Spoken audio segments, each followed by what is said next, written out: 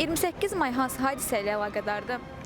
28 may Azərbaycanda Respublika günü idi əvvəllər. İndi deyəsəm müstəqillik günü kimi qeyd edilir. Çünki əvvəllər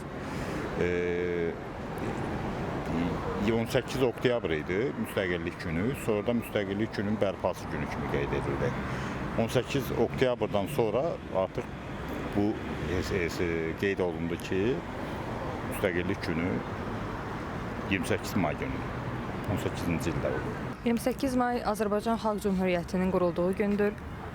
Bu gün İstiqlal bəyannaməsi nəticəsində qurulmuşdur və Məmməd Əmin Rəsulzadə bu cümhuriyyətin yaradıcısıdır və bu müstəqilliyimiz hələ də davam edir. Müstəqillik günü ilə, Respublikamızın müstəqillik günü ilə bağlı əlaqədar bir çox tarixi bir hadisədir və bilirsiniz ki, Cənab İlham Əliyev, ölkə başçısı Ali Baş Komandan bu ili müstəqillik və konstitusiya ili elan edib və bu konstitusiya və müstəqillik ili ilə bağlı olaraq Respublikamızda böyük tədbirlər həyata keçirilməyə başlayıb. Bu tədbirlərin də əsasında ən çox da ümumiyyətlə amnistiya məsələsi, yəni əfv məsələsi bunda ən çox önündə dayanan məsələlərdən biridir.